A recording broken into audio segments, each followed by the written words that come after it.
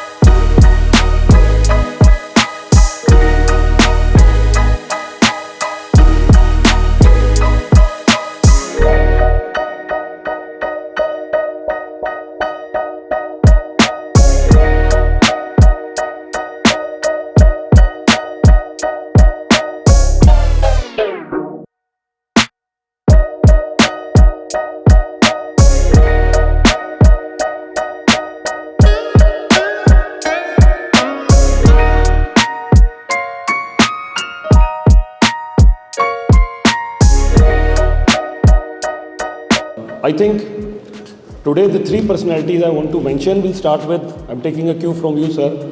You said yourself and Dr. Manmohan Singh are products of the British Raj, Gandhian leaders. Yes. I'll start with Mahatma Gandhi, since you have also mentioned Mahatma Gandhi and you said Dr. Manmohan Singh was truly a Gandhian leader. Dr. Mahatma Gandhi, as it has happened with Dr. Manmohan Singh, it has become a fashion to question Dr. Manmohan Singh, it has become a fashion, it has become a trend to question Mahatma Gandhi ji. But I think if someone, as you all mentioned, you said service, you said serving the mankind, serving the society, I think Mahatma Gandhi ji has created an immense impact not only on yourself or Dr. Manmohan Singh, but billions of people around the globe, from Martin Luther King Jr. to President Barack Obama, they all consider Mahatma Gandhi as their gurus, as their leaders. So 1948, the Nobel Prize was not given because the Nobel Prize jury thought it was a big mistake. As we all know, Mahatma Gandhi ji was shot dead in 1948. So it was a big mistake not giving Nobel Prize to Mahatma Gandhi ji. Now we'll talk about Dr.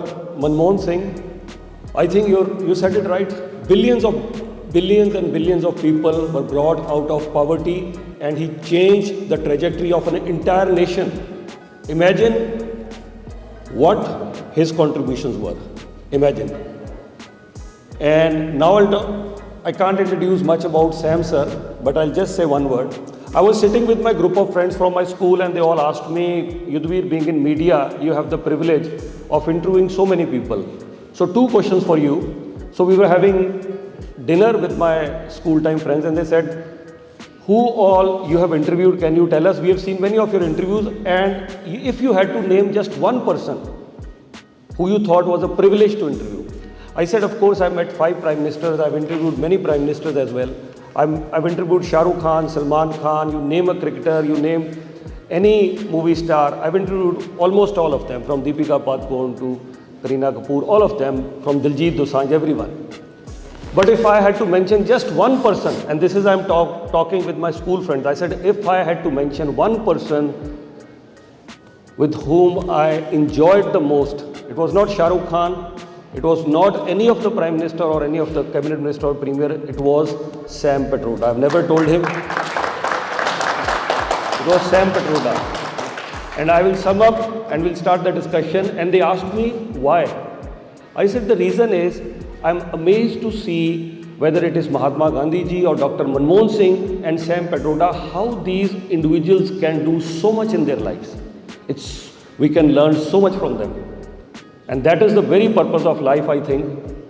That yes, for me, it has been consecutively 2 years that when I ask myself, what am I doing on this planet? I ask this question to myself.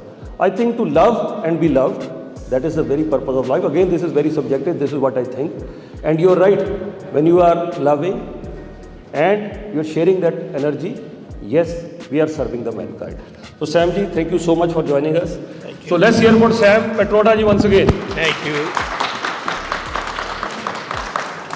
And before I started this discussion, I was given that this is the topic. And as always, I think when we have Sam Pitroda ji, it will be a freestyle discussion. So we can learn a lot from him. Sir, why don't we start with this thing? We are continuously hearing about artificial intelligence. 300 days from now, 500 days from now, 1000 days from now, the world will change.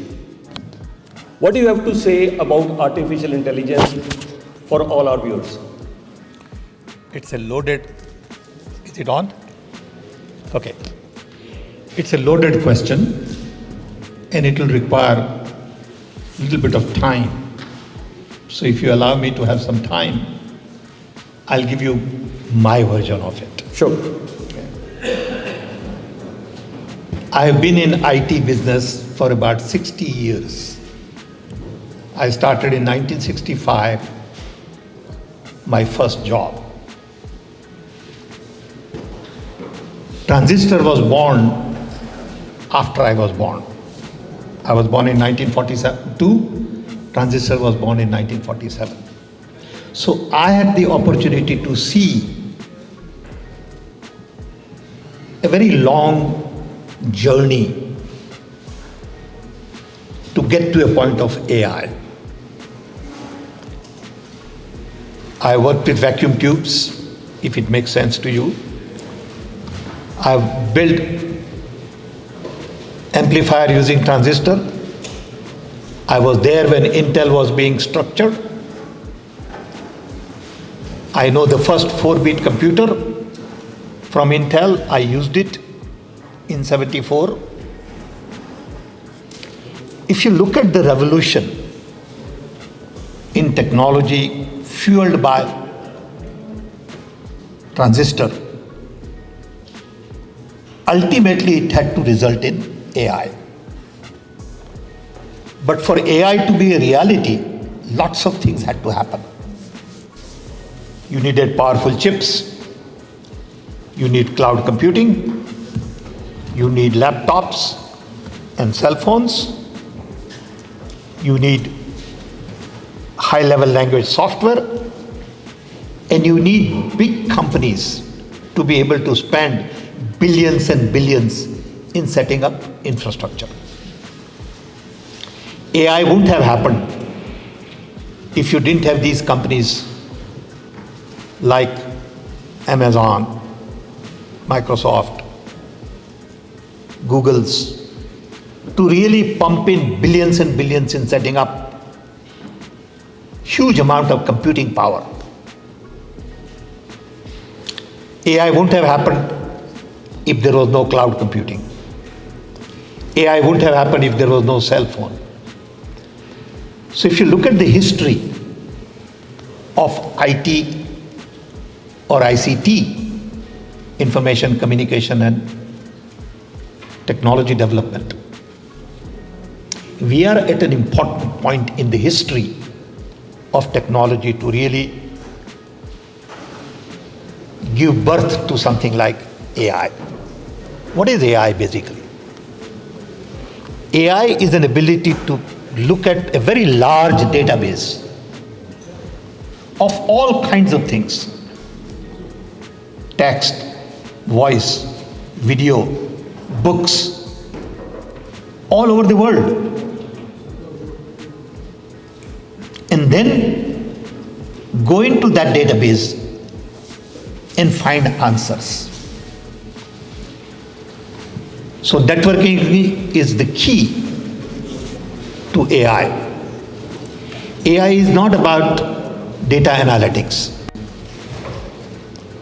AI is also about text, sentences, pictures. So in layman's language, if I ask a question on Guru Nanak, or on Manmohan Singh, or on Gandhiji, Mandela, John F. Kennedy, AI will go through all the literature, read every book, every article in 50 milliseconds, make sense out of it, and then present it to you. So it is an intelligence like you and I have. But you and I have limited intelligence because we cannot read 5 million books. We cannot read 100,000 articles. AI can do all that instantly. So today we have reached a point where our intelligence is a very small piece of the puzzle. I know so little, even in telecom and IT. After having spent 60 years, I probably know little piece. Because there is so much to know. I'm humanly not capable. But if I go to AI is capable to know everything about everything. Because it just looks at this huge library, reads 2 million books immediately, and boom, boom, boom, pulls everything out. How do you do that? It do that through a software which is working on text, sentences, and connects so many things at the same time. So now I can write an article. I can say, can you please write an article on Manmohan Singh? It'll do it. I can say, find me a best movie on leadership. It will give me a best movie on leadership. I use AI all the time now. And if I have to take a course on leadership today, I'll go to Harvard, Princeton, Stanford. A professor will have 5 textbooks, some lecture. It's very limited. If I go to AI and say, give me the 3 best books on leadership, boom. Give me 15 best articles. Give me 2 best movies on leadership. It just changes the way I learn. It changes the way I ask questions. So this tool is now going to be applied to a variety of things. It be applied to education. Saying, I don't need to know everything, but I need to know what to ask, when to ask, how to ask. So I don't need to mug up anything. So my education model will change. My health model will change. I'll give an example. I had prostate cancer 25 years ago, and I really didn't know what prostate meant.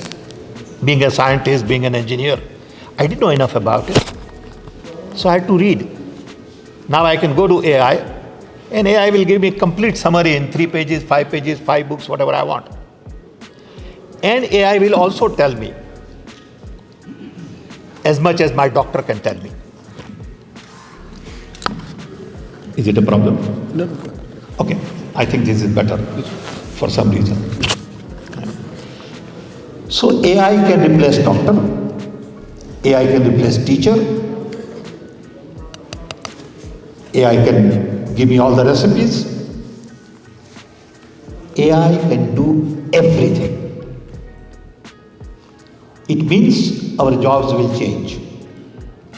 Today if there is a clerk who is asked to summarize some catalog or something, AI will do that. You don't need that clerk.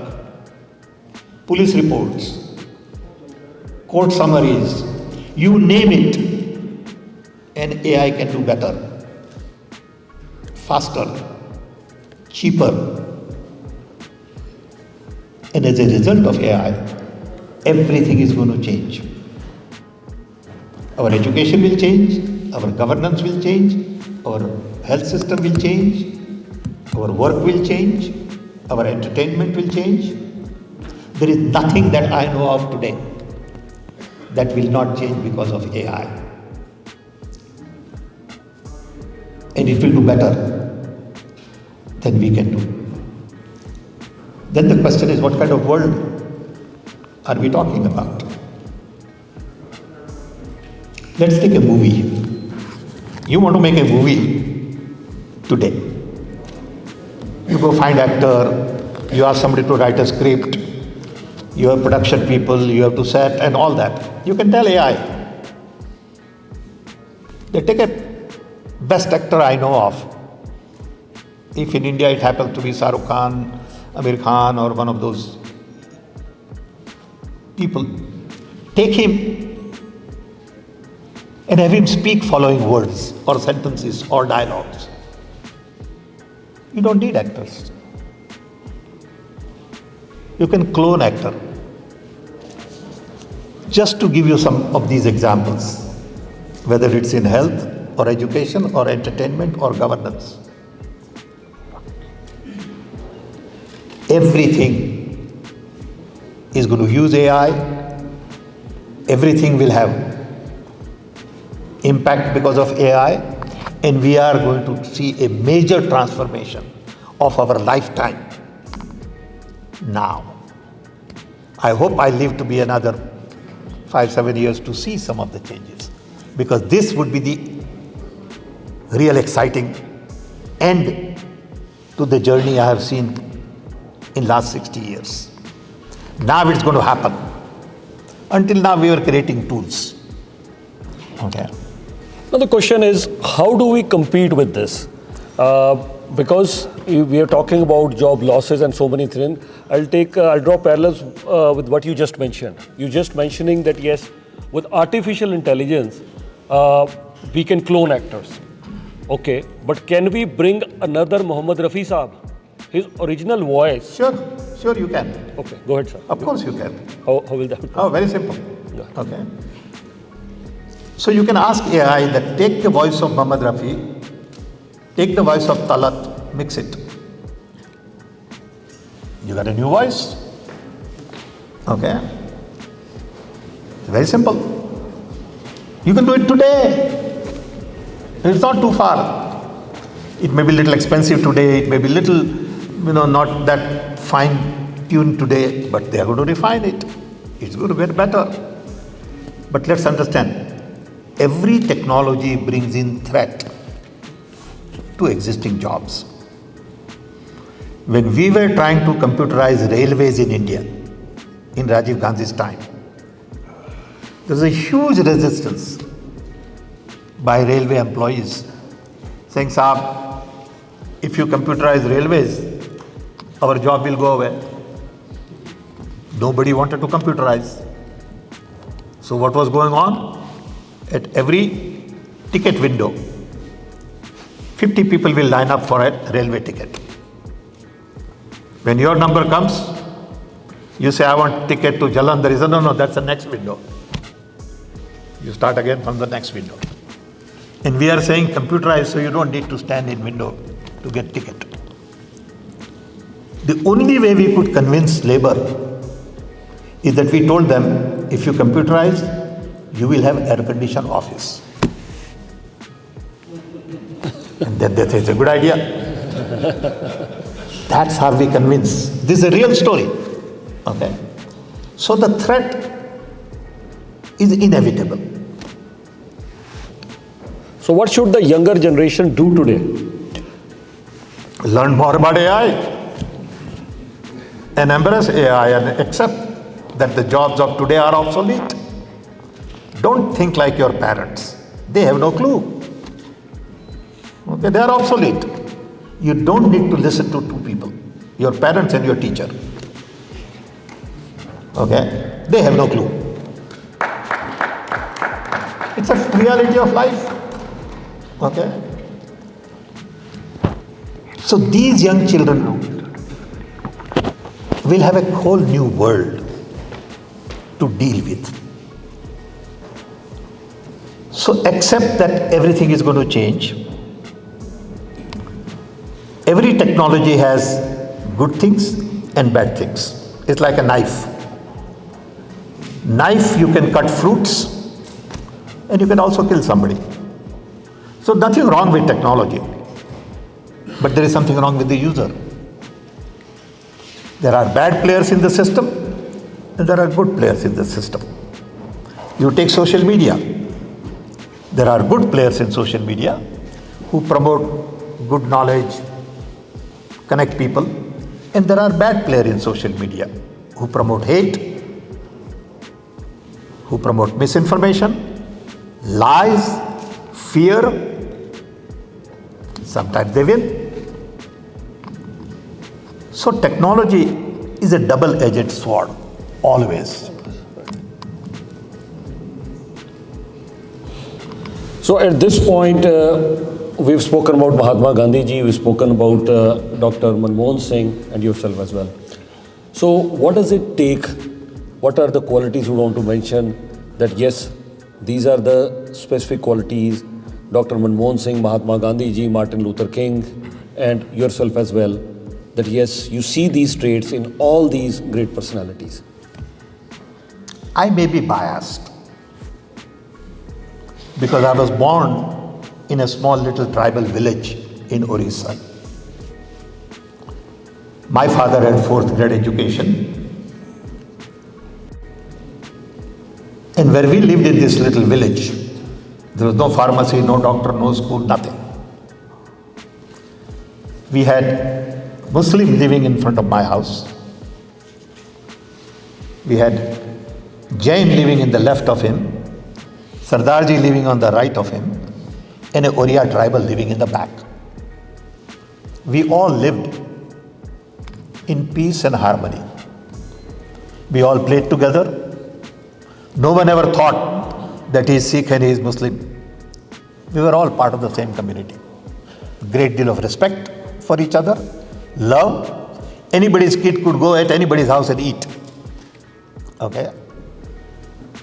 I could just go into Sardarji's house and they say, "Bechao, kha lo," to kha liya. Okay? That was the mood at that time because we were part of the independence movement. When India got independent in 1947, independence, a lot of these people felt empowered. My father felt, I am free. I can now take my children to college. Every father got empowered. Rich, poor, Hindu, Muslim, Christian, doesn't matter. So that era had this fervor and the air about Gandhian values. What are Gandhian values? Truth. It is very difficult to follow truth. We try, we don't succeed all the time. Trust. I trust people. Okay? My wife and my children always say, "Oh, they make fool of you." I said, fine, if they don't make fool of me, who would they get? Okay? Because when you trust, you waste very little time. When you mistrust, you don't move forward. You want to dig some more and you want to ask some more, and in the process, you delay things. Love. You got to love everybody. Okay? I mean, they're all great people. They may have their own little problem, that's okay. I also have a problem. Okay? But if I can't love people, I am not living my life properly. Let's hear it for this one. Thank you, sir. Thank you. Very well said. Very well said. So when you said about what is life, I'll give you my definition. Okay? Not that I'm right. Not that I know the answer. Okay? Because it's a very complex question. And there are billions of answers.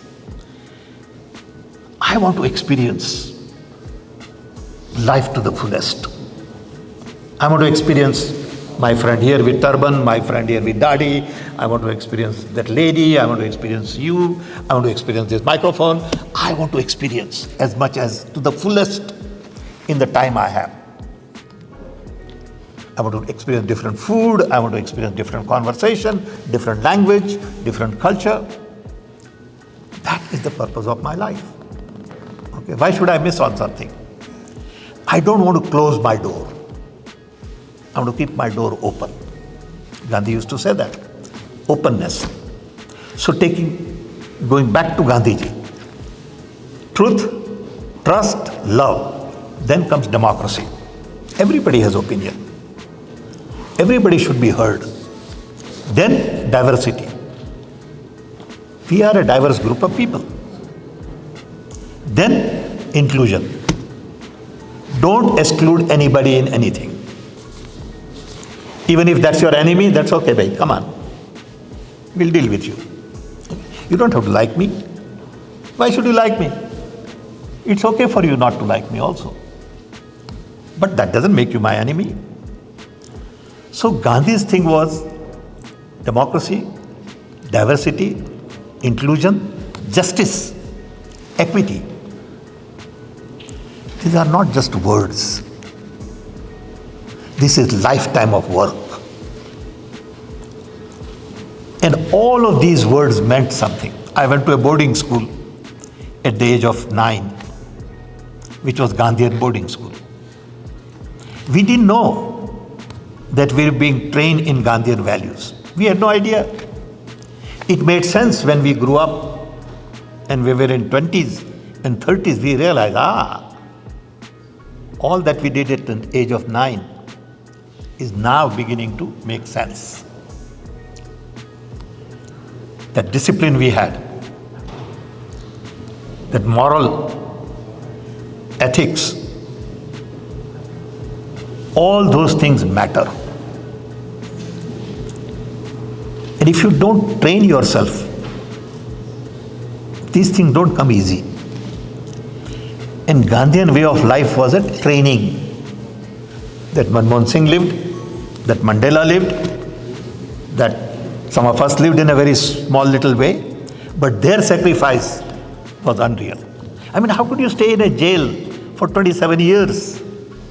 That was Mandela. I met Mandela in South Africa. Martin Luther King. I mean, there are so many Gandhians. Okay. It is all about discipline. It's all about value. At the end of the day, leadership is all about character. Today's leaders don't have character. They are selfish. I was just telling someone in the car when we were coming in that today's world is focused on power and profit. You want power, and with power, you want profit for yourself or your friends. What we need, and what Gandhis of the world talked about, is focus on planet and people. How do you shift that from profit and power to planet and people?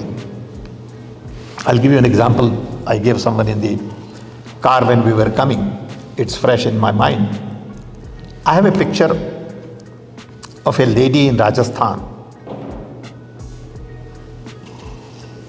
On one breast, she has her baby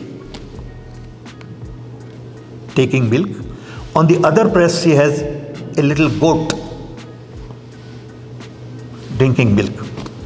And there is a community in Rajasthan. Now look at her idea of sustainability, her idea of humanity. She felt that this is also my child. It requires totally different understanding. Okay? Now Western mind cannot understand this.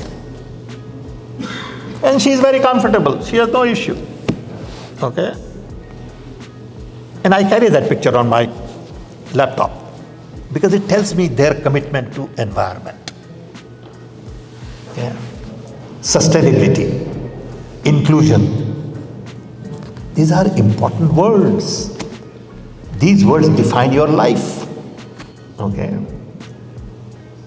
And Gandhian values define these things very clearly. So maybe there's a long answer to your short question. We thoroughly enjoyed it. One of the things which is playing on everyone's mind here in Canada, I'm sure some of the Americans would also want that answer. We're not talking any political issues here, but this is an issue which concerns almost every single Canadian. Is US planning to annex Canada? What is the end game with tariffs? That's the big question. Okay, let me start with a sort of overriding idea, and then we get into details, because this is just one little thing. Sure. Again, I'm not a political scientist, so bear with me. I'm an observer. What I'm observing today is a knee-jerk reaction to end of colonization. Colonization started ending with Gandhiji's movement to make India independent. After that, or during that, Bangladesh, Pakistan, all that area became independent. Then it went to Africa, Middle East, Asia Pacific, and the entire world got decolonized in a short span of 20 years. No one had ever thought of it. British Raj did not think that the whole world will get colonized. So certain group of people who had designed the world, and I'll come to that in a minute, felt that we still have power, financial power.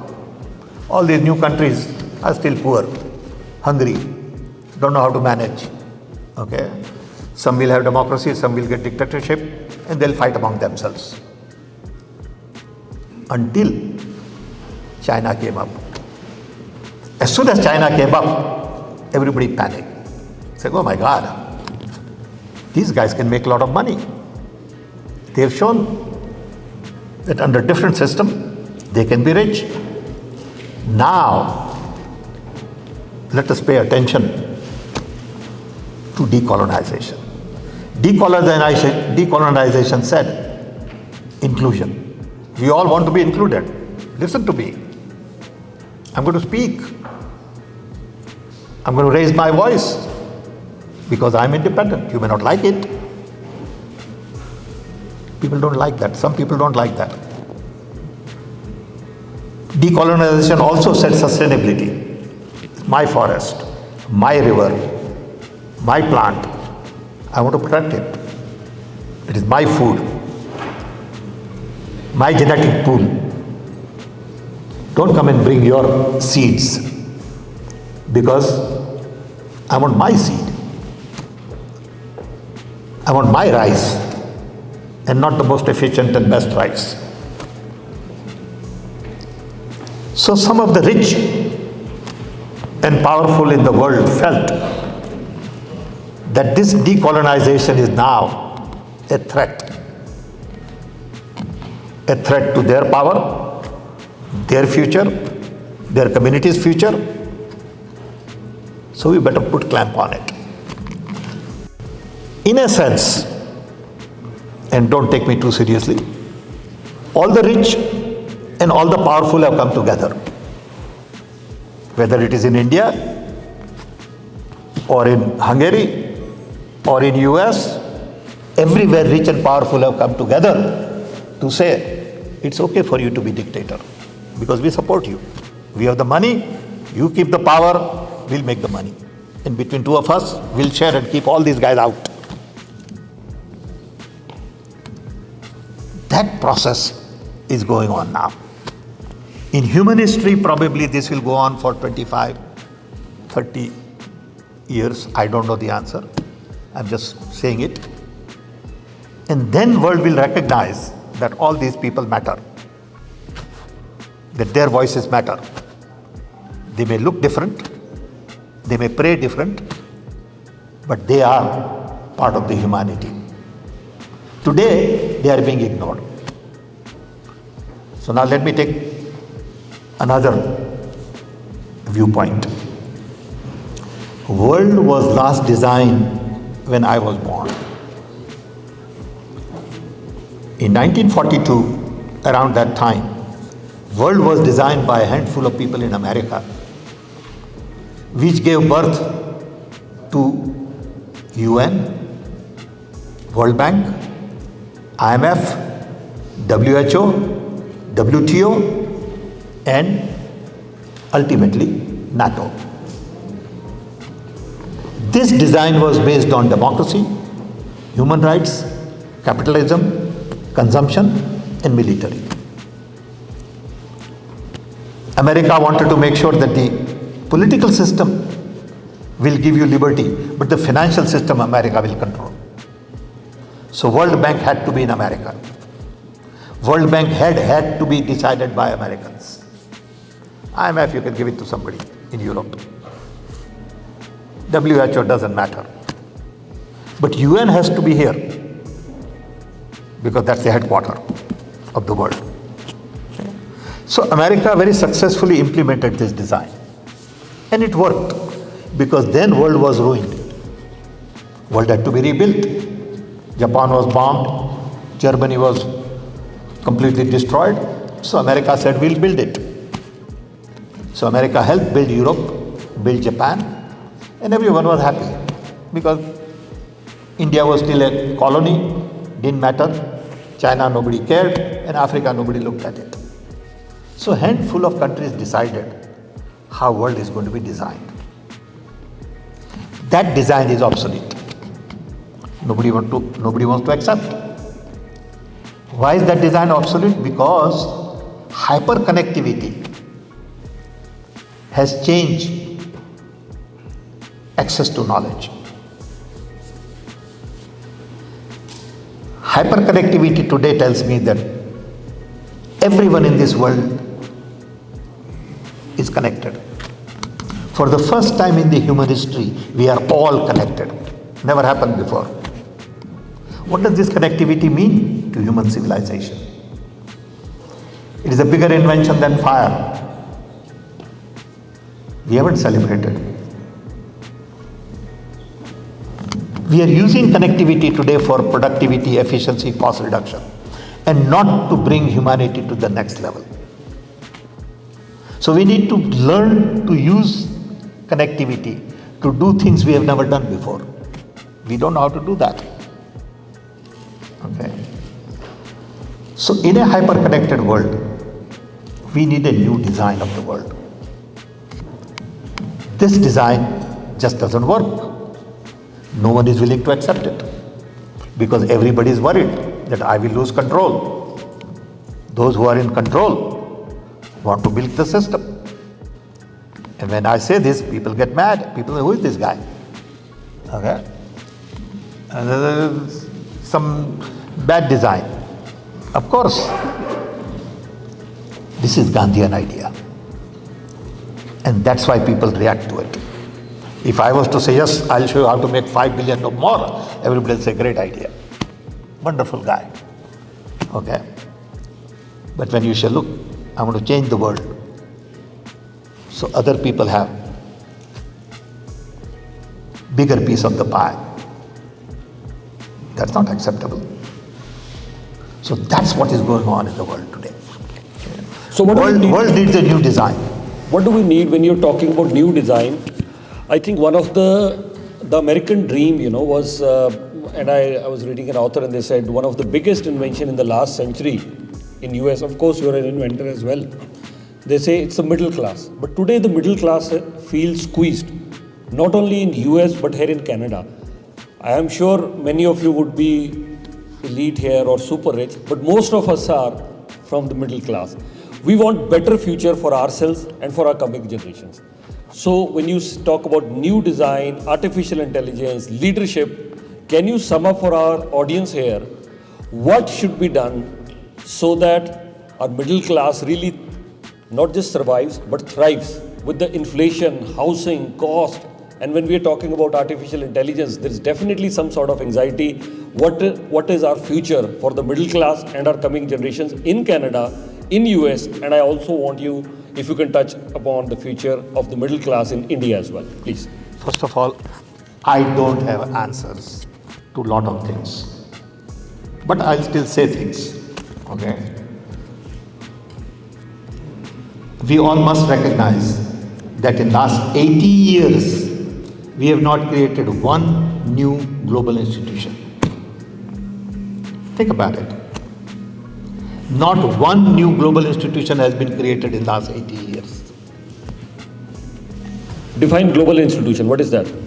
Like UN, like World Bank, like NATO, like WHO, like IMF.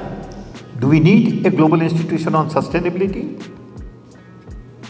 Do we need a new global institution on inclusion? Do we need a global institution on non-violence? You need new institutions. Nobody is willing to do that. So they'll have 17 goals for sustainable development. Nothing happens. Okay?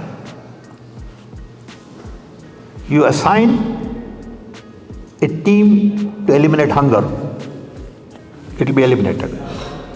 World Bank has been talking about eliminating hunger for last 50 years. Today, hunger is a big problem. Even in America, we spend $2 trillion on defense. We need 200 billion a year to eliminate hunger in the world. Roughly. Okay. 1/10. No, we'll build military machine. Hunger can go on. So your question about middle class, first question we have to ask is middle class is pretty well off. Sorry. What about people who are at the bottom of the economic pyramid? I had never seen so many people living on the street that I see today in LA, Texas, San Francisco, Chicago. What happened? We have so many people in prison. America has the largest number of prisoners in the world, percentage-wise. I mean, what kind of a society is this? You know, people talk about drug lords and why drug is coming from Latin America. Why is there a market here? Nobody has talked. Have you ever heard of anybody saying, hey, wait a minute. Why don't we deal with the market here? Why are you blaming those guys only? We need to worry about controlling the market here. If our people take more drugs, people will sell more drugs. Why are you going after the seller? No one thinks logically. They only think from their perspective. And when you think logically, they say, oh, you're crazy. So middle class, we come to them. But look at people in Africa. Look at people in Somalia. Look at people in Gaza. Forget about everywhere else. Okay? They need attention first.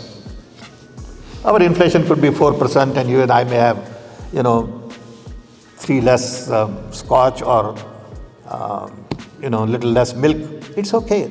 Not that I'm saying we should do that. Don't get me wrong. But I'm willing to sacrifice that. Not that everybody is willing to. But I, as a human concerned about humanity, must first take care of the underprivileged. And there are millions and millions in this world, in Africa, even in America. Look at the housing shortage in this country. Okay. Why can't we build more houses? I'm talking about in the US. Okay. But we will spend $1 trillion on defense. 1 trillion. Yeah. But we won't worry about people on the street. We won't worry about prisoners. We spend $60,000 a year on prisoner. One prisoner. Okay. I mean, what kind of a society is that? No one talks, from my perspective, on behalf of the poor of the world. Okay. Of course, middle class inflation has to be handled. The only way to handle inflation is to get rid of tariff. If you put tariff, inflation is going to go up. Very simple. Then why this discussion on tariff? And I'll just ask one more question, and after that you can get ready with your questions. Our audience has been very patient enough. I hope this makes sense. I don't know whether I'm making sense or you guys are just, saying, what a nonsense, this fellow is idiot. No, I don't know. Okay, I'm just sharing with you as if I'm sharing with my family. Okay, I'm just talking to my relatives. That's how I feel. Okay, I look at his body language, I understand. I look at his body language, I get body languages of these three sitting in front of me. And I judge how things are going. Okay, from these three I can judge the body language of everybody. Okay. You're talking about Dr. Manmohan Singh, you said he would always listen. But today, in our society, what is happening is, and being almost good 25 years in media, this is what I've realized, people want echo chambers. They want to listen to a journalist that who really is just going to say what they're already thinking. They don't want to listen anything different. And why is that happening, and what is the solution to that? Not only that, but they will take a sensible conversation, twist it, give it to their staff to amplify it, and say, Pitroda said this. That happened to me many times. Okay, I haven't said anything like that. But then 5 ministers will speak, and 7 television channels will speak, and my wife and my children will say, oh, what did you say? I said, I didn't say anything. They said, but it's all over. I said, what can I do? Then they say, oh, you should respond to that. I said, no, I'm not responding. No, you should clarify. I said, if I clarify, there will be further problem, because they have 500 guys working against me. I'm just one guy. I'm not going to spend my resource on this. That's the world we live in. Our conversation today could very well be totally taken out of context. The Pitroda said, military should be abolished. It's okay. So they'll say it. It'll happen. I can tell you, be ready for it. Okay? Because whenever I speak, there are binoculars watching. And I speak my mind. I totally speak my mind and not worry about the consequences. Because I'm not saying anything wrong. I'm entitled to express my view. But you don't have to agree with me.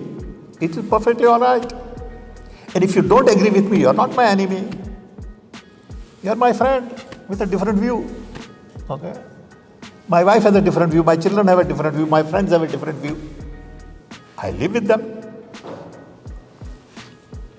So no matter what kind of conversation we are having, there are bad elements in the system who would destroy.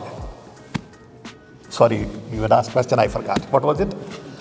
How can we have a conversation, because as you were just mentioning, what we're seeing today is the society wants to hear, whether it's a leader or a journalist, they just want approval that yes, this is what I was already thinking. Now the journalist or a leader or any panelist, they should just keep on talking what I was already thinking. See, social media has messed up completely.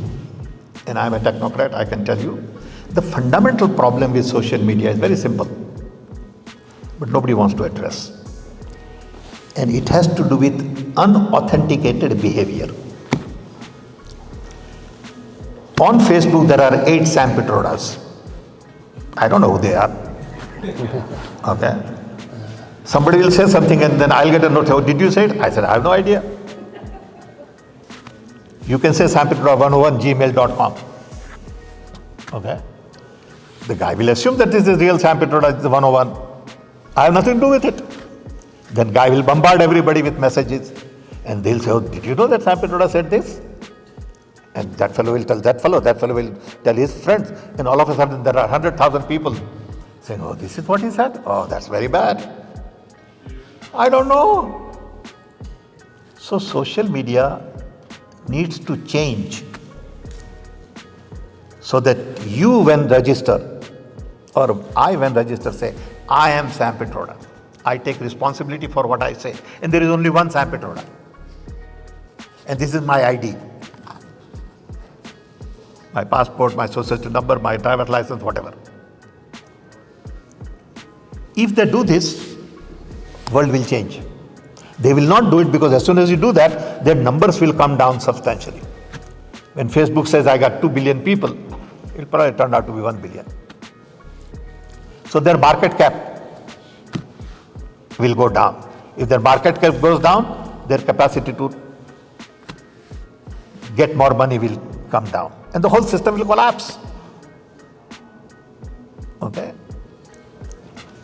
So you are allowing unauthenticated behavior. So I can say anything. I don't exist. Okay? I can criticize you lying in the back of a drape. Nobody knows who I am. Okay? You can't figure out who said it, what. So social media has encourage unauthenticated behavior. It's a fundamental problem today, and it has messed up politics. Because guy from Russia gets involved in politics here. Guy from China says all kinds of things. You don't know who these people are. Okay, you think, oh, my colleague is saying this, but that colleague may be sitting somewhere in, China. And you think he's your neighbor. Okay. So, social media has really played an important role in last 15 years in politics. In conversation, so echo chambers. People want to hear same thing. Okay, I'm sure there are more people interested in what Pitroda said from the gossip channel versus from the real channel. Okay, but this is true. I mean, look at the kind of beating Rahul Gandhi gets. Poor guy, I tell him, I said, look, I admire you that you can stand up and think. I mean, every day there is all kinds of lies. He has 24 court cases. Okay, there are court cases about he raped somebody. He doesn't even know. I mean, I have seen in his house. Okay, this is probably not public, but I'll just say it. Some lady who comes to his house and says, my husband lives inside. That I have to go inside because I have to make a roti for him. And the lady is mad. She's little, but what can you do? Media can pick it up and then blow out of proportion. This is what is going on in the system. Okay. So you can say anything about anybody and it gets amplified. There is no, Trump, what did they do? What did the Facebook do? Said, now we are not going to give you truth. They had little verification system. Fact check. They took it out. Okay. What does it mean? It means we'll promote lies. Okay. So now it is up to you and me to check the facts. And every time there is a lie, they want you to respond. I can't respond to every lie because I have no time. If I respond, they'll put more people on it. So there'll be more lies. Okay. And I'll have nothing to do but to respond every day. This is a very serious problem in the system. Yeah, at least we are doing our part at Y Media. Just for the viewers, I'd like to tell you that, as it was mentioned in the beginning as well, that at Y Media, whether on midweek newspaper, Radio Y or Channel Y, we openly invite everyone, whether you are supporting Congress, BJP, Akali Dal, Aam Aadmi Party or any other party, we like to invite everyone. Yes, most welcome. At this point, before we start, mingling, 4 questions from our audience. So anyone who wants to ask a question, you want to ask a question, sir, please go ahead. Yes, sir, we have the community here coming from Waterloo, McMaster, from Toronto, a lot of youth, doctors, we have professionals from IT world, very top professionals, Lalka, Shriram, a lot of people who are here. And we wanted to understand the scenario of AI and tariff. Now the economies like India and Canada, how can they look beyond? This also brings the opportunity, right? Let's say if a bank here who's trying to implement AI, they're also going to save a lot of money by implementing AI. So where they are going to invest that money, what should be those areas? Because IT people say, as I think Satya Nadella was saying, that coding is dead. Indian community that you have brought up, I'll say, the technology that Indians proud of, a lot of the big community which controls IT, now they have to look into some other areas. So Application of AI is a big deal for next decade, minimum. AI in governance, AI in banking, AI in education, AI in health, AI in pharmacy, AI in transport. Okay, how do you use AI to really improve productivity, efficiency, reduce cost? AI in governance is a massive, because today in governance, databases are all distributed. Health database may be one, education data may be something else, tax data may be something else. Okay, somebody has to really work on these data structures and unify it. Okay, So there is one common data structure. So when you go to Sam Pitroda, you can say, this is his education, this is his health, this is his tax, whatever. Today, it's not like that. That's a 10 years of work, I can tell you. Then you can use AI. Let me give you an example. Right now, there is a lot of discussion about AI in India. So government has spent or said we will spend 1,000 crore, 800 crore, whatever. Okay, the number is on AI. But let me tell you the reality. Hindi happens to be the third largest language in the world. English, Chinese, and Hindi. You'll be surprised to know that 0.1% of the internet information is in Hindi. Now, how do you build AI if you have no database? If you don't have Tamil digitized, Gujarati digitized, Hindi digitized, that's a huge task.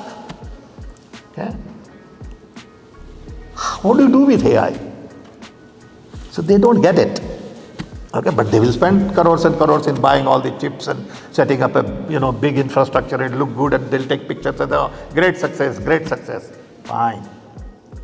Success will come from creating digital version of Hindi literature, information. I don't know whether I make sense. Okay, this is a big challenge. So the work for IT is cut out. Application, application, application. Don't worry about doing the fundamentals because there are experts doing it. Okay? I mean, they are capable and they are spending billions on it. You got to ride on it. And there are people like Microsoft and others setting up infrastructure. Big computing power. Big server farms. Big cloud computing. All that is going on. I mean, this year, Amazon will spend $100 billion on AI. Can you imagine that? Who is capable of doing that? No governments can do it in other countries. At the same time, Google is going to spend 80 billion. Microsoft is going to spend 80 billion or whatever the number is. I mean, these are big numbers. So how do we ride on that infrastructure? Applications. Because they don't know all your applications. Only you know your applications. So, sir, there's a follow-up question. Like when you brought the telecom revolution, we saw every lane in India had PCOs that were bringing generation. I mean, family $20,000 to $30,000 per month. That was a job-generating thing. Sure. Now, when AI comes, do you think something that is going to help people at the grassroots level that they can make the money with? Like DeepSeek is becoming very cheap now, right? Applications, applications, applications. Okay. If you want to write a document, use AI. Don't hire somebody to write a document. Okay. I mean, everything you do today requires AI application. First thing is to understand what is AI and how to use it. Where to use it. Who should use it? How do you teach people to use it? That itself is a business. Because to a lot of these people, AI is a mystery. What is AI? Okay, is it a machine? Is it an animal? Or is it a software? Or it is, cookies? Or what is it? A lot of people don't know. But they talk about AI. Everybody talks about AI. They have no clue. Okay. Pleasure listening to you. I have been a big fan growing up. As we talk about AI, so I'm the Vice President of Digital Strategy and Planning at TD. So I'll talk a lot about the banking industry. What is TD? Toronto Dominion Bank. So it's the second biggest bank in Canada, sixth largest in North America. So what we do in banking, and I can at least start with that, AI is at a stage where we can start to make sense of the data. So AI is a huge field. There's analytics, so which is a lot of information that's out there. How do we actually observe trends and how do we actually make sense of it? And then, which has become very popular, is generative AI. So that's where you ask questions and you get answers. That still is at a slightly nascent stage. The way I like to describe it is it's like a child. You teach a child that this is a cup of coffee and it starts learning about coffee. Then you show some other coffee and it starts learning about coffee. Red color, blue color. that is just language. To one of the points you made, Mr. Pitroda, about how do we preserve languages, like Hindi, Tamil, it is a perfect application where you just give it this language, it will learn, and it will preserve it and do the translations, etc. Coming back to how do we use it in banking, it's communication. Right now, we are focusing on interaction. How do we make productivity for colleagues? So people in banks, our colleagues, how do we actually help our customers? And then when the technology is ready, we should finally bring it to customers. I always believe we are at this age where there is so much information, but there's no truth. There are so many billionaires in this world, and there's still poverty. So same thing goes with AI as well. It's all very interesting talking about NVIDIA and all these companies. I don't feel it's ready yet to just launch it among the people. There's a lot of things to come and a lot of work to be done behind the scenes. Be very careful with what you do with it. That's it. Sorry? Okay, I can answer. I was the key guy on Digital India, along with a lot of my colleagues. Okay. Dr. Manmohan Singh gave us free hand. Never questioned. He said, Sam, whatever you are doing, keep doing it. If we have time, I'll give you one or two quick examples. You know, in India, we had a auction of the frequencies. And we couldn't auction certain frequencies because the band was used by military. Okay. So if we can take that band from military, we can do public auction and make $40–50 billion.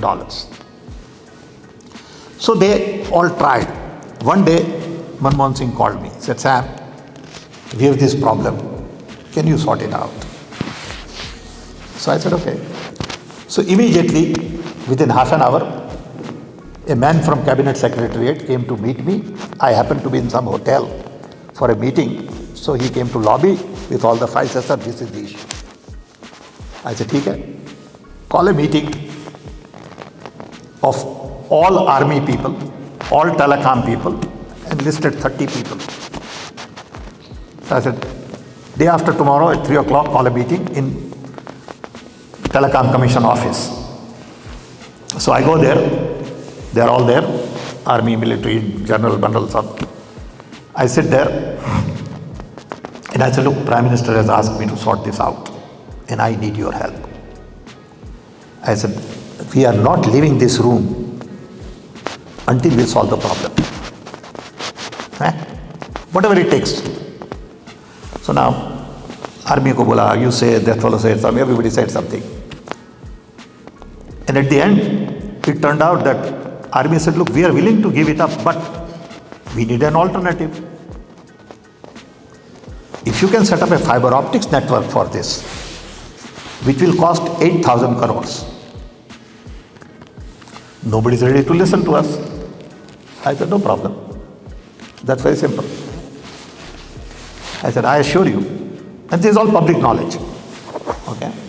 I said, I assure you that we'll get 8,000 crores. They said, sir, how is it possible?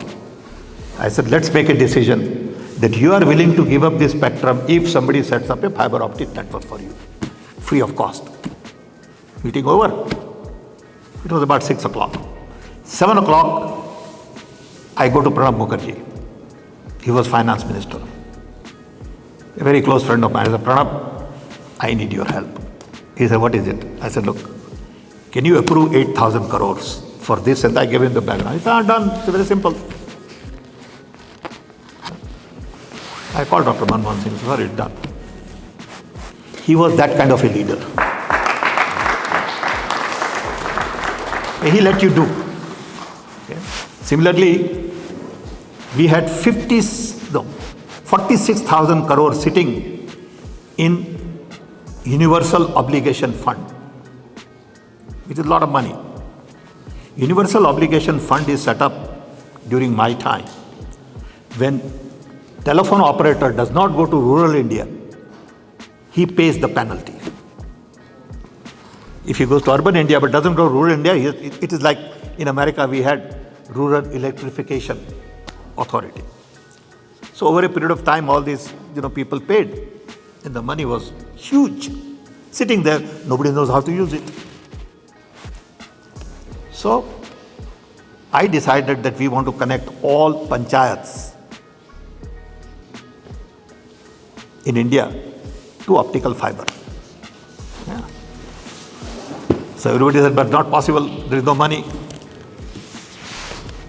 So I went to Manmohan Singh, I said, look, that money is sitting there, I want access to it. He said, do it.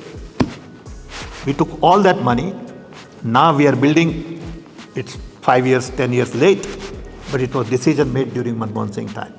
We are connecting all our panchayats, all our districts to optical fiber with minimum 100 megabit facility. Now it will be 10 gigabit. Okay. He made those decisions. He supported these kind of things. Nobody knows. Everybody thinks, Modi is the one who is the champion of digital India. Payment system was set up during Manmohan Singh's time. He set up a committee which Nandan and I chaired on payment. Okay. So a lot of work got done, but that's okay as long as work got done. Okay. I don't know how we got into this. There was some, I don't know how we got into this. What was the issue you had or somebody had raised? If you can say your... Okay. Good afternoon, Mr. Pitroda. My name is Samit. Yes, sir. I work for HCL Technologies. I'm the Which GM. one? HCL Technologies, GM, right? Shivnadar. This gentleman, yeah. Shivnadar. This gentleman has already spoken about the data and everything. I work on the models of AI and everything, right? My team.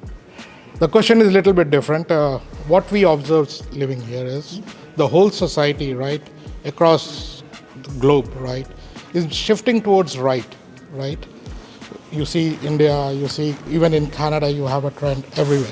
What's your point of view? Why is it happening that the society is shifting right? I mentioned that this is a knee-jerk reaction to colonization. Sorry, I mentioned that earlier. Okay. That this is a knee-jerk reaction to colonization. All the rich and authoritarians have come together Okay. to make sure democracy doesn't get to everybody. And when do you think that it will move towards center? I don't know. It is all up to people like you and me to speak up and oppose and work for democracy and not get trapped in this authoritarian regime. Saying, hey, our voice has to be heard. Okay? If there is no people movement, this will go on forever. But I am confident that in the next 5-10 years, it's going to flip. Because people can't stand this. Okay, it is injustice to average people. Okay. Yeah. Hello. Sorry, आपको कुछ कहना था ना?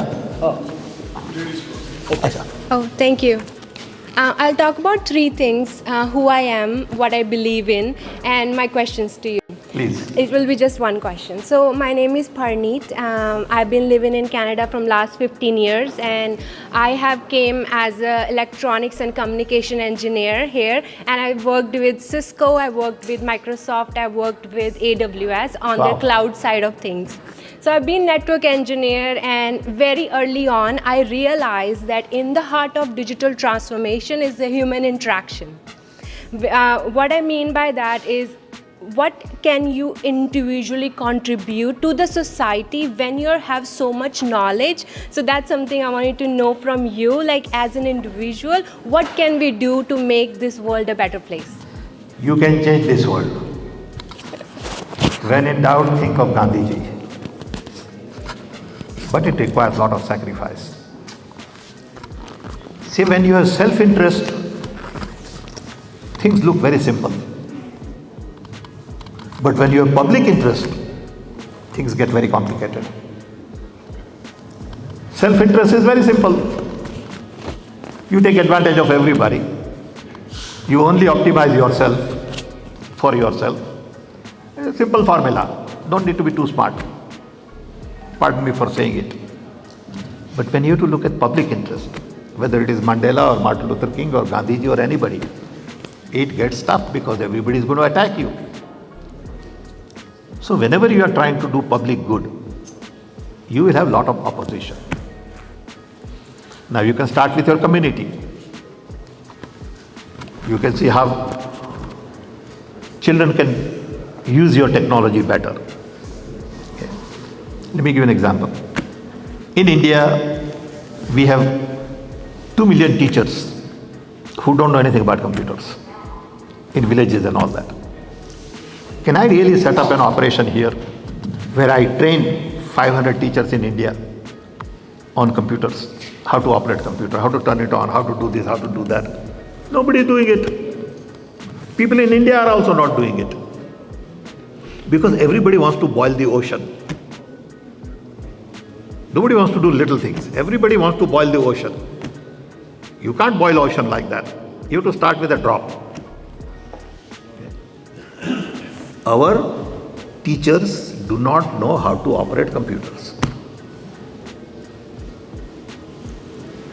All these IT expertise here and in India, have they gotten together and say, we will make sure that in 2 years, all 2 million teachers. I worked once with madrasas. And I'd gone to some Muslim association in Dallas, and I fired them. They didn't expect me to say that. I said, what are you guys doing? Why can't madrasa also have computer bay? They should also know about science and technology. They are my kids also. Okay? Why should they be, alienated? You guys are not responsible. You are sitting here. Okay? Why don't you make sure that every madrasa has a computer? They were shocked that Pitroda will come and say something like this. Okay? So if you want to do, there are a million things to do. Nobody wants to do anything except conversation, because it is Brahminian to talk about things. It is Sudra's work to do it. See, in India there is Brahminian science and there is Sudra science. Writing a great paper in electronics is Brahminian science. Fixing India's plug is Sudra science. Indian plug never sticks. You have to put little matchstick, otherwise it wiggles. At least it used to be in my time. It may have changed. Okay? Because we don't do Sudra's work. Look at how many scavengers we have in India. Okay? We know all the robotics. We have all the money. But why don't we do something for the scavengers in India so they, poor fellow, doesn't have to go into shit. Pardon me for saying it. And it hurts. I've seen them. Okay, they are my cousins. Okay. But we still treat them differently. Now, why can't we design robots and machines for them so that we say 5 years, no Indian will go into gutter to clean this. Machine will do it. It's not rocket science. Nobody wants to do it. I can give you 50 examples like this. In Delhi, if you had a heart attack and you want to go to hospital, you'll die on the road because you can't get through anywhere. So 20 years ago, I told people, why don't you design two-wheeler ambulance? Yeah, not a rocket science. It'll be a little uncomfortable, but you'll get there. Nobody wants to do it. Nobody is interested in that kind of problem solving. We are not best brains in the world are busy solving problems of the rich who don't have problems to solve. As a result, problems of the poor never get the attention it deserves. Thank you so much. Sorry.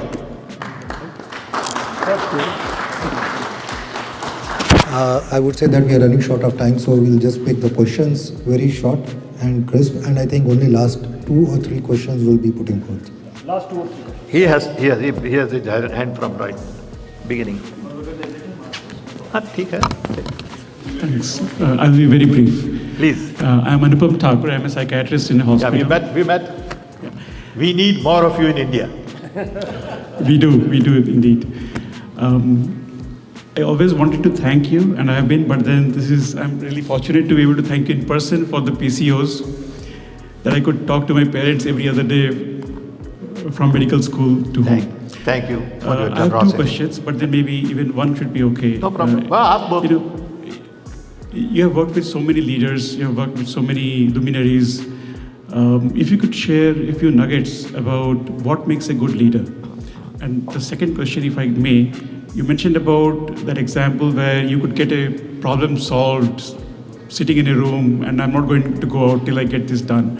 Maybe if you can share a little bit about your experiences about problem solving, how to go around a problem and get things done. Next time when I come here, we need a session on this. Okay, it's that complicated. But briefly, leadership is all about problem solving. Leadership is all about having a vision, ability to articulate that vision and break it up into small pieces, farm it out to people, and then have ability to put it together. That's what leadership is all about. Okay. And there are all kinds of leaders. There are tyrant, there are public servant, there are analytical leaders, there are leaders made out of an event, like Sonia Gandhi was made a leader out of event. She would never have been leader, but her husband's death made her a leader. Okay. So leadership varies in type, approach, execution, but at the end of the day, they have to get something done. And we all have our style. I like leader who is a public servant. I like leader who is listening to people, because people know the solutions.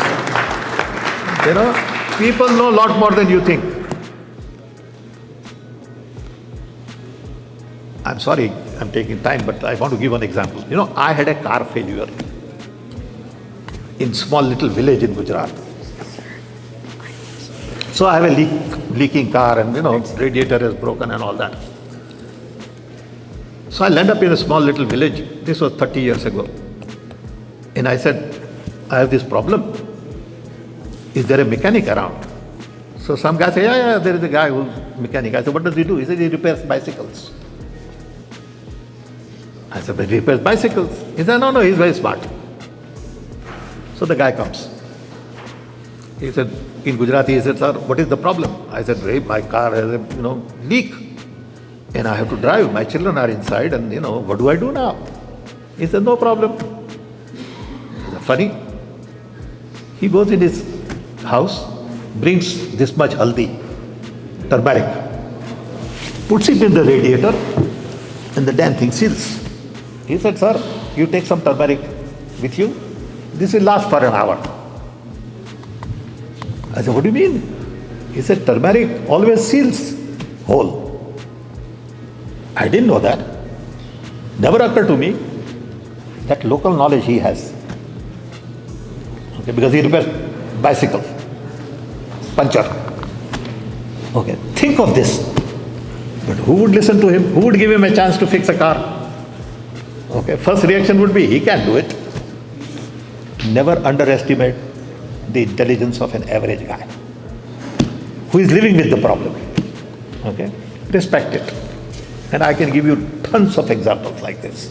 Okay, so we don't listen to them, nah? That's what leader is all about. Thank you, sir. Please. Yes. Hello, sir. My name is Isha. I am an educator. I've been working with the higher education sector for over 14 years now, under different capacity. I have two very quick questions for you. Okay, one question I'll limit to. So what do you see? What is your vision when you look at AI through the lens of ethics and social responsibility? I have been thinking and working on this in my own personal capacity for quite some time. I would like AI to change human behavior. That's what I would like AI to do. I would like AI to make us more human. I want bad elements in the society to change to good element through AI. I want AI to say to me, hey, you're not doing this right. Respect that fellow. Love him. Don't lie to him. Don't cheat him. Don't harass him. Or whatever. Okay. Rather than material development, if I can take AI and focus on human development,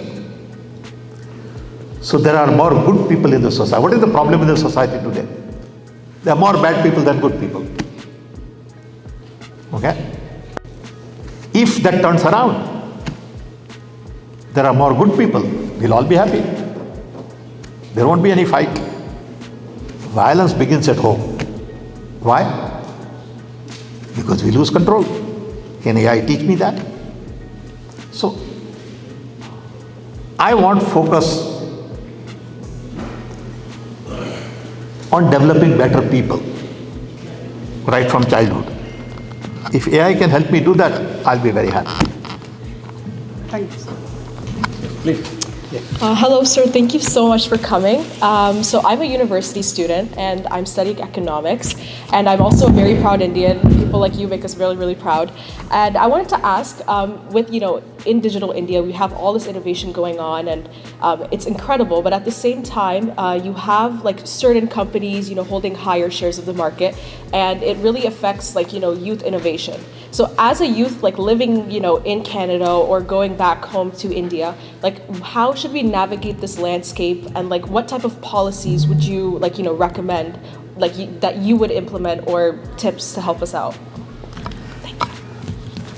I give a lot of emphasis to personal power than policy power. Forget about policies and all. Let them do what they are doing. You are not going to change them. But you can change everything. If you decide that I'm going to spend my next 10 years in improving the girl child, you can say even in one little place, Pune, Hyderabad, Mumbai, or whatever, okay? Through technology, through new tools, but you're going to dedicate your life to that. There'll be business there, there'll be money making there, and there'll be social contribution also. But if you wait for government to change policy to welcome you, forget it. Not going to happen. So don't count on policy, you're bogus. It's your internal power. Internalize it. See, what was interesting about Gandhiji to me, he always internalized. And I learned very early in life that you got to internalize. If you spend a lot of time internalizing, then by the time you get up, problem is solved. So you figure out what you want to do, and you can do it. And then people will join you. See, when good work is going on, people come from the ground to help you. You will find help. If you're doing good work, you will find all kinds of people to come and help you. Okay.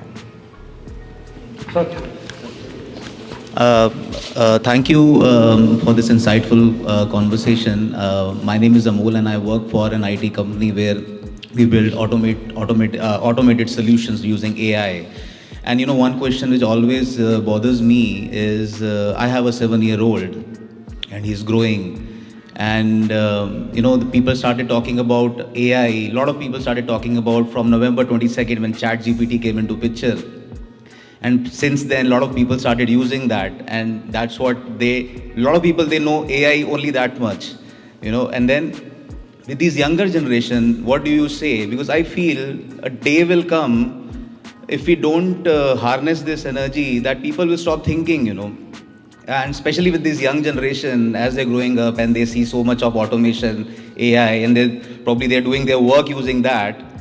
There will be a generation who might think, but then over a period of time, we will lose that generation. What do you want to say about that? I have a grandson who is 8-year-old, and he's also into all this stuff. Okay. We have to accept that their world is going to be very different from our world, and we have to encourage them, saying, I can't help you, but I can support you. You go explore new frontiers, because your world is going to be very different. I have no advice for you, but you can count on me. I'm always there for you. Okay. Go explore, my boy or my girl. Okay. explore new frontier because your world is going to be so very different. What I have learned is obsolete. The only thing I have learned which is permanent is love for you, care for you, concern for you, and confidence in you that you can do no wrong. That's all children need. Okay? Don't stop them from experimenting. See, Indian parents are very nosy. गर्म है, ठंडा है, बाहर मत जाओ, ये होगा, ये नहीं होगा, इधर चलो, उधर चलो, ये पहनो, वो forget it. Okay. हाँ? क्या हुआ? No, he's saying that you have a flight, so we should not get late. I know. I know. But I hope this is useful. I don't know. I have a really important question. बताइए. But I don't want to take enough time. Please. When Dr. Manmohan Singh liberalized the economy, उस वक्त कोई checks, balance measures किए थे कि ये Hindustan chronic capitalism की तरफ ना चला जाए? Was there something in place? No. Check and balance? No. There is nothing in place except that we need to liberalize our economy, but we have to keep socialist attitude in mind. Okay, so we'll come with the... Okay, that was the bottom line. And that's where the philosophy of Gandhi comes in. Manmohan Singh ji knew that our job is not to create more billionaires, but to distribute income more equitably. Absolutely. My name is Mohammed Shafi. I'm co-founder of Canadians for Indian Democracy. I thank IOC for giving us an opportunity to meet Sam and also for paying homage to Dr. Manmohan Singh. I have a direct question for you. The image of diaspora is presented as everyone, every Indians living outside is a supporter of Modi ji. He feels Colosseum. This is a promising crowd which has the alternate thought process. So what do you suggest we should do to reverse that image and feel that we are loyal to the constitutionally true India? Thank you. First, you should speak up and don't get under pressure and only say goody things. That doesn't mean you have to speak against anybody. That's not the idea. Idea is to speak for democracy, speak for equality, speak for justice, speak for respecting all our brothers and sisters, irrespective of Hindu, Muslim, Christian, Jews, I don't care. I have all kinds of friends and they are great. Speak for diversity. It's okay for you to eat beef. I don't care. I don't have to eat. We were talking in the car again about religion, and I said, I'm not a religious guy, but I'm supposed to be Hindu. Satyan, Gangaram, Pitroda. I don't go to temple. I have outsourced religion to my wife. Yeah. Which is okay. I never enter. Even if she wants to go to temple, I just sit in the car and do my reading of all she has done. She can go inside and come back. Now that may not be good for some people. They say you're crazy. That's okay. I accept that. Somebody called me and said, you must go to Kumbh Mela and take a dip. It will be great photo op. I said, no way. I won't go to Kumbh Mela. Not that I'm against it. I'm not saying that. Don't get me wrong. But this is not what I do. Allow me to do what I do. Don't expect me to do what you want me to do. That's the bottom line. Okay. Respect other people's opinion. Immediately people will criticize. Look at this, he's well said this, bad, and that means he's against me. There is no against or for. You believe in certain things, you live it that way. And other people should respect it. Hello, Sam sir. I'm Subhash Malakadi. I'm currently working with the Ministry of Ontario in the Ministry of Education Department. My question is, we being here and we watch news channels and everything. So I think in this general election, so when I look at in the YouTube platforms or the branded news channels too, they have said ab ki baar 400 baar. So thinking at that, I mean, like as in a common man, like, you know, what we think is like, you know, okay, this time still again, it's a government. But looking at the fact, I've been to India during that time, I know the ground reality and the people here, some people, I mean, like some of my close friends too. So wherein the digital, they look at the digital management and digital news. And so the problem is like which media to trust and how this, I mean, from a party point or like an individual point, as an individual point, how to combat this. Because it's been a question for myself. I've stopped watching the news and all, unless and until me drilling down to getting what is the realistic or the real news is. Thank you. Thank you. Each one of us will have to find our own truth, and which may differ. But if you are not willing to invest in finding your own truth, you'll be taken for a ride. There is no one media which says, I am the only truth. They are truth from their viewpoint. They all have axe to grind of a different type. So I have to learn to find my own truth. Even at work, you know, especially in India, you talk to somebody, हाँ सब हो जाएगा, doesn't mean anything. It does not mean he's going to do it. But he will say हो जाएगा, because it's convenient. So you say, when that fellow says हो जाएगा, divide by 3. When that fellow says हो जाएगा, divide by 7. And that fellow says हो जाएगा, he'll get it done. You have to find your truth. You can't take everybody and say हो जाएगा means everybody is saying same thing. No way. Okay. It's very difficult. To invest in truth is a big, big job. You know. Okay. Can I say something if you're going to close it? Yeah, sir, just for 1 or 2 minutes. Okay. I would, yes, sir, you continue. Okay. I'll just say, first of all, I want to thank you all for taking time out from your busy schedule on Saturday to come here and listen to me. I enjoyed it as if I was talking to the family. My only request to them would be, edit it properly. See how it will be misused. Be careful, it will be misused. It will be misquoted that I did this and I did that. I'm never worried about it, so don't worry about me. But there's no sense in creating confusion. They'll say Canadians are doing this. Okay, so they'll make anything out of it. Because they have a machine set up. This machine will watch this video every minute. This machine will then call out things, take his picture, take somebody else's picture, say, they were all there and they were all participating in it. So it will happen.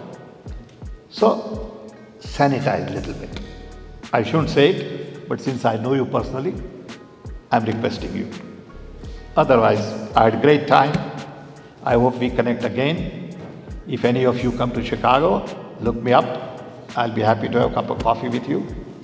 Okay? Thank you very much. Thank you.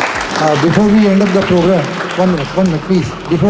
Before we end up the program, I would like to thank and acknowledge few people, individuals whom I missed on. Rohit Anand has been a very big help for our, success.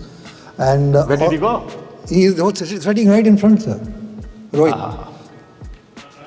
Yeah. I also would like to thank Mr. Amanjit Virk. He has been a foot soldier, or what kind of soldier I can say. He's always been standing for the party anytime and anywhere. And really sincerely thank him. He's been connected with the party since 1970s. Amanjit Virk.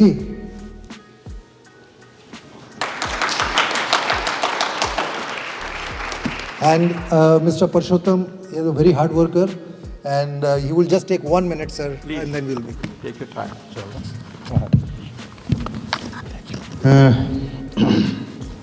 Thank you. Sam Pitroda sir आए हैं doctor Manmohan Singh ji के श्रद्धांजलि समागम में। मैं कुछ कहना चाहूँगा कि जैसे हम पंजाब से मैं तो बिलोंग करता हूँ, वहाँ तो सर्वत्र का भला चलता है। बाकी डॉक्टर मनमोहन सिंह जी की जो शख्सियत है उनके बारे में तो जितना भी बोलो कम है। आज का जो वर्ल्ड है वो तो सारा सेंट्रलाइजेशन ऑफ मनी के ऊपर चलता है। जैसे जब डॉक्टर मनमोहन सिंह जी को नरसिम्हा राव जी ने अप्रोच किया था फाइनेंस मिनिस्टर बनने के लिए, तो उन्होंने 2 बार तो मना कर दिया था। तीसरी बार नरसिम्हा राव जी ने कहा था कि आपके पास ऑप्शन नहीं है मना करने के लिए, आप जल्दी बताइए। तो तब वो फाइनेंस मिनिस्टर बने थे, और जब वो फाइनेंस मिनिस्टर बने थे तो उन्होंने जो पॉलिसियाँ बनाई थी उनमें उन्होंने क्या किया था कि रुपए की वैल्यू कम की थी। तो जो उन्होंने IMF वर्ल्ड बैंक में काम किया था, जो डॉलर पड़े थे, जब उन्होंने रुपए की वैल्यू कम की तो उनको जो वैल्यू थी बैंक में, जो उनका कैश जमा था वो बढ़ गया था, और जितना बढ़ गया था जो अंतर था उन्होंने उतना पैसा निकाल के चेक बना के प्राइम मिनिस्टर रिलीफ फंड में दान कर दिया था। ऐसे थे डॉक्टर मनमोहन सिंह। एक भी पैसा वो अपने लिए कभी भी काम नहीं किया, उन्होंने ह्यूमैनिटी के लिए काम किया। जैसे हम पंजाब से बिलोंग करते हैं तो मैं तो आज वही श्रद्धांजलि देता हूँ कि भारत मां ने एक बहुत डेडिकेटेड अपना सपूत खोया है। हमने इन 2-3 महीनों में रतन टाटा जी और डॉक्टर मनमोहन सिंह जी, जिनको हमेशा याद किया जाएगा, वो खो दिए। और पंजाब का जो है कि सरबत का भला, तो मैं तो डॉक्टर सैम पिट्रोडा जी पूछना चाहूँगा कि जैसे ये बात कर रहे हैं AI, ये तो सभी अमीरों के लिए है, लेकिन सब की जो बड़ी प्रॉब्लम है इस वक्त वर्ल्ड में, that is the hunger, that is for the poor people. How the AI will help to eradicate this hunger from the world? Just only one question. Thank you, sir. It's a loaded question. AI for agriculture is a big opportunity, starting from satellite imagery. See, today you can take satellite imagery called agricultural remote sensing, where you can find out what is grown, where it is grown, how many tomatoes, how many different variety of corn, rice, when will it be the right time to take. All that data is huge knowledge base for AI. So with AI you can manage distribution, delivery. Today in this world, 40% of the food is wasted on the table in rich countries. 40% of the food is wasted in poor countries before it gets to the table. I run a non-profit in Washington which does a lot of work on this. It's called Global Knowledge Initiative. So 40% of the food is wasted because of poor logistics, poor storage, not paying attention to how much you put on the plate and how much you eat because you are rich. AI can help in all of these things. Believe me, AI can change the food chain as we see it today. I am here in Toronto today, where Indian Overseas Congress and Friends of India had an event to pay tribute to former Prime Minister Dr. Manmohan Singh. There was a gathering of large number of people in an auditorium where a priest said a brief prayer, and then we all talked about the contribution made by Dr. Manmohan Singh. We all recognize that Dr. Manmohan Singh was more of a Gandhian leader who believed in democracy, human rights, justice, equality, diversity. And his contribution goes beyond what people know him for, namely the 91 liberalization along with Narasimha Rao.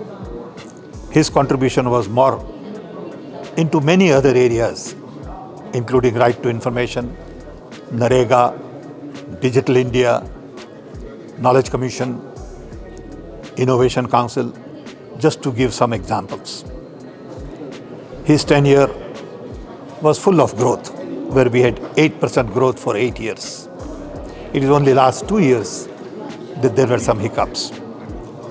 Dr. Manmohan Singh will be missed by India, Indians, and many global leaders. Thank you. I would like to thank everyone who has come over here. Personally, thanks to Mr. Sam Pitroda on behalf of IOC Canada. People coming over here, I mean, they were very happy, and all I can say that Y Media has been very big support to us all in this particular program, particular show.